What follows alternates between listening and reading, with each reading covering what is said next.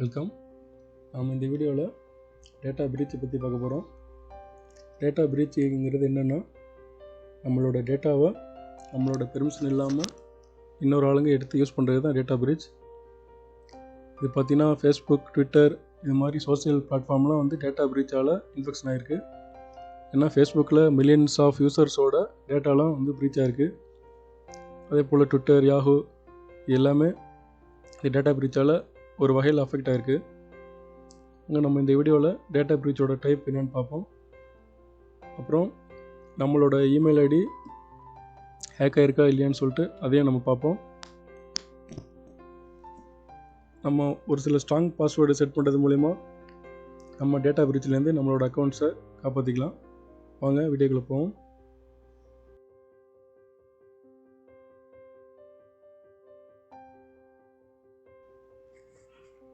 வாங்க நாம் data breach எப்படியெல்லாம் ஏற்படுதுன்னு பார்ப்போம். இதை ஒரு 4 கேட்டகரியாக பிரிச்சிருக்கோம். ஃபஸ்ட்டு பார்த்திங்கன்னா ஆக்சிடென்டல் இன்சைடர். ஆக்சிடென்டல் இன்சைடர்னால் நம்ம ஒரு ஆஃபீஸ்லேயோ கம்பெனிலேயோ ஒரு ஆர்கனைசேஷன்லேயோ ஒர்க் பண்ணிகிட்ருக்கோம். நம்ம கூட வேலை பார்க்குறவங்க நமக்கு தெரியாமல் நம்மளோட ஃபைல்ஸோ டேட்டாவையோ அக்சஸ் பண்ணுறாங்க. அவங்க வந்து ஃபஸ்ட்டு கேட்டகரியில் வந்துடுவாங்க. அவங்க வந்து எந்த இன்ஃபர்மேஷனும் ஷேர் பண்ண மாட்டாங்க. இப்போ என்னோடய ஃபைல்ஸ், என்னோடய ஃபோட்டோ இதையோ பார்க்குறாங்கன்னா அவங்க பார்த்துக்கிட்டு அவங்க ஜஸ்ட்டு இன்ஃபர்மேஷன் மட்டும் கேதர் பண்ணிப்பாங்க. வெளியில் எங்கேயும் ஷேர் பண்ண மாட்டாங்க. இவங்க வந்து ஆக்சிடென்டல் இன்சைடரில் வந்துடுவாங்க. ரெண்டாவது கேட்டகரி பார்த்திங்கன்னா மலிசியஸ் இன்சைடர். அவங்களும் ஃபஸ்ட்டு கேட்டகரி மாதிரி தான். ஒரு கோவொர்க்கராகவும் இருக்கலாம், இல்லை ஒரு கலீகாக இருக்கலாம், இல்லை ஃப்ரெண்ட்ஸாக, இல்லை ஃபேமிலி மெம்பரை கூட இருக்கலாம். அவங்க நம்ம இல்லாத நேரத்தில் நம்மளோட கம்ப்யூட்டரையோ, மொபைலையோ, லேப்டாப்பையோ அக்சஸ் பண்ணி அதுலேருந்து அவங்க டேட்டாவை எடுத்துப்பாங்க. எடுத்துக்கிட்டு நம்மளை வந்து ஒரு த்ரெட் கொடுப்பாங்க. அதாவது நம்மளை பிளாக்மெயில் பண்ணலாம், இல்லைனா நம்மளோட கம்பெனியோட ஒரு கொட்டேஷனோ இல்லை ஒரு சீக்ரெட் டேட்டாவோ அதை ஒரு கம்பெனிலேருந்து எடுத்து வேறு கம்பெனி கொடுத்துடலாம். இந்த மாதிரியானவங்க தான் வந்து மலிசியஸ் இன்சைடர். இந்த மலிசியஸ் இன்சைடருங்கிறவங்க எப்போதுமே டேஞ்சரானவங்க. இவங்கள்ட்டேருந்து நம்ம பார்த்து கவனமாக இருக்கணும். அதுக்கப்புறம் மூணாவதாக பார்த்திங்கன்னா லாஸ்ட் ஆர் ஸ்டோலன் டிவைசஸ். இது என்னென்னா, நம்மளோட மொபைலோ இல்லை லேப்டாப்போ கம்ப்யூட்டரோ ஏதோ நம்ம தொலைஞ்சு போனோடனே நம்ம அதில் என்கிரிப்ஷன் இல்லாமல் இருக்குது. அப்படி இருக்கும்போது நம்மளோட ஃபோனில் ஓப்பன் பண்ணி டேட்டாவை பார்க்கலாம். அந்த மாதிரி கம்ப்யூட்டர், லேப்டாப்பில் நம்மளோட டேட்டாவை அவங்க எடுத்து அதை மிஸ்யூஸ் பண்ணவும் வாய்ப்பு இருக்குது. அதனால் நம்ம ஸ்ட்ராங் பாஸ்வேர்டு கொடுக்கறது நல்லது. அடுத்தது பார்த்திங்கன்னா மலிசியஸ் அவுட் சைடு கிரிமினல்ஸ். இவங்க வந்து ஹேக்கர்ஸ் கேட்டகரியில் வந்துடுவாங்க. அந்த 1-2 கேட்டகரியில் பார்த்தவங்க நார்மல் யூஸர் தான். அவங்க வந்து இன்ஃபர்மேஷனை எடுத்து யூஸ் பண்ணுவாங்க. ஆனால் இந்த 4வது கேட்டகரி வந்து ஹேக்கர்ஸ். அவங்க பார்த்திங்கன்னா நிறைய டெக்னிக் வச்சுருப்பாங்க. இப்போ வந்து ஃபிஷிங்னால் வந்து ஒரு போலியான ஒரு வெப்சைட்டு, ஒரு கூகுள் மாதிரியே இருக்கும். நம்ம உண்மையான கூகுள் நினச்சிட்டு சைன்இன் பண்ணுவோம். ஆனால் பார்த்தா அது வந்து ஃபிஷிங் சைட்டாக இருக்கும். அது மூலமாக எடுப்பாங்க. அதேமாதிரி brute force attack, malware, DoS attack, இந்த மாதிரி நிறையா இருக்குது. அது மூலிமா அவங்க வந்து நம்மளோட இன்ஃபர்மேஷனை கேதர் பண்ணுவாங்க. கேதர் பண்ணி அது மூலிமா நம்மளோட கிரெடிட் கார்டு இன்ஃபர்மேஷனோ இல்லை இமெயில் அக்கௌண்ட்ஸோ இதெல்லாம் வந்து ஹேக் பண்ணுவாங்க. இவங்க வந்து 4வது கேட்டகரியில் வருவாங்க.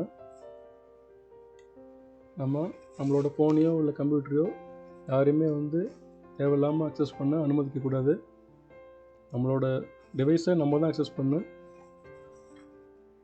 இதை ஃபாலோ பண்ணாலே நம்ம வந்து இந்த ஹேக்கர்ஸ்டேருந்து நம்மளோட டிவைஸை காப்பாற்றிக்கலாம்.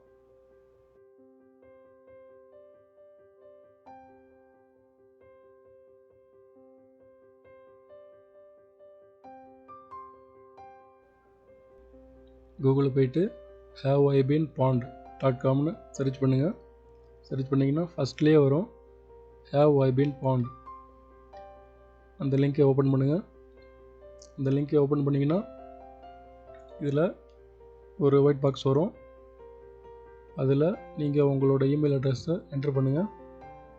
உங்களோட இமெயில் அட்ரஸை என்ட்ரு பண்ணிவிட்டு நம்ம என்ட்ரு தட்டினோம்னா நம்மளோட இமெயில் அட்ரஸ்ஸு எத்தனை இடத்துல யூஸ் ஆகிருக்கு, எங்கெங்கெல்லாம் வந்து நம்மளோட இமெயில் அட்ரஸ் வந்து செக்யூரிட்டி பிரீச் ஆகிருக்குன்னு சொல்லிட்டு நமக்கு காட்டும்.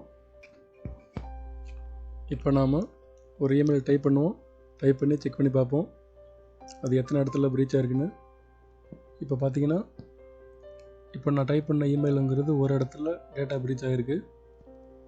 ஓகேங்களா? அதுக்கப்புறம் நம்ம வேறு இமெயில் செக் பண்ணி பார்ப்போம். இன்னொரு இமெயிலை செக் பண்ணி பார்க்கும்போது இப்போ பாருங்கள், இந்த இமெயில் வந்து 5 இடத்துல வந்து டேட்டா பிரீச்சாக இருக்குது. 5 இடம் எந்தெந்த இடம்னு சொல்லிட்டு அதில் கீழே காட்டும். ஓகே, அடுத்தது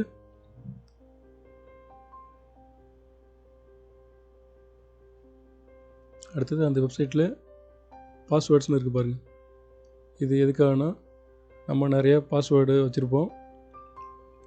நம்ம நினச்சிட்ருப்போம் நம்ம பாஸ்வேர்டு வந்து ரொம்ப ஸ்ட்ராங்கான பாஸ்வேர்டு, யாராலையும் கண்டுபிடிக்க முடியாதுன்னு. அதை வேண்டாம் நம்ம இங்கே செக் பண்ணி பார்த்துக்கலாம். இப்போ இந்த இடத்துல நம்மளோட பாஸ்வேர்டை டைப் பண்ணிவிட்டு என்டர் அடித்தோம்னா நம்ம பாஸ்வேர்டு வந்து இது வரைக்கும் இன்டர்நெட்டில் ஹேக் பண்ணியிருக்காங்களா இல்லை ஹேக் பண்ணாமல் இருக்காங்கன்னு சொல்லிட்டு தெரியும். உதாரணத்துக்கு நான் ஒரு பாஸ்வேர்டு அடிச்சிருக்கேன். அந்த பாஸ்வேர்டு 123456.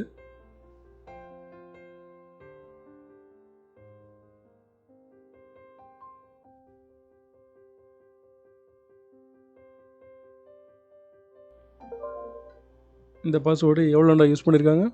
கிட்டத்தட்ட 3,73,00,000 பேர் இந்த பாஸ்வேர்டை யூஸ் பண்ணியிருக்காங்க. இப்போ நான் வேறு ஒரு பாஸ்வேர்டு போட போகிறேன், ஸ்ட்ராங் பாஸ்வேர்டு. இப்போ நான் போட போகிற ஸ்ட்ராங் பாஸ்வேர்டு இது எத்தனை நட ஹேக்காக இருக்குன்னு பார்ப்போம். நான் போட்ட ஸ்ட்ராங் பாஸ்வேர்டு வந்து ஒரு கேபிட்டல் லெட்டர், ஒரு ஸ்மால் லெட்டர், ஒரு ஸ்பெஷல் கேரக்டர் இதெல்லாம் வச்சு போட்டிருக்கேன். இதை பாருங்கள், இந்த கேரக்டர் வந்து குட் நியூஸ். இந்த நான் இப்போ கொடுத்த பாஸ்வேர்டுங்கிறது இது வரைக்கும் எந்த பிரீச்சும் ஆகலை. இது ஒரு ஸ்ட்ராங்கான பாஸ்வேர்டு. அதாவது நான் வந்து ஒரு கேபிட்டல் லெட்டர், ஒரு small letter, number, special character இதெல்லாம் யூஸ் பண்ணியிருக்கேன். ஸ்பெஷல் கேரக்டர்னால் அந்த அட்டு, ஆஸு, டாலர் இந்த மாதிரிலாம் சிம்பிள் இந்த மாதிரிலாம் போட்டு நம்ம பண்ணோம்னா பாஸ்வேர்டு நல்லா ஸ்ட்ராங்காக இருக்கும். அப்புறம் நோட்டிஃபை மீன்னு ஒரு ஆப்ஷன் கொடுத்துருக்காங்க அதே வெப்சைட்டில். இந்த நோட்டிஃபை மீயை கிளிக் பண்ணுங்கள். இந்த நோட்டிஃபை மீ எதுக்காகனா, இப்போ இந்த இடத்துல நம்மளோட இமெயில் அட்ரஸை கொடுத்தோம்னா நம்மளோட இமெயில் அட்ரஸை இன் ஃபியூச்சர் யாராச்சும் வந்து ஹேக் பண்ணுறாங்கன்னா அது நமக்கு தெரியும். நம்மளோட இமெயிலுக்கு அவங்க நோட்டிஃபிகேஷன் அனுப்பிச்சிடுவாங்க.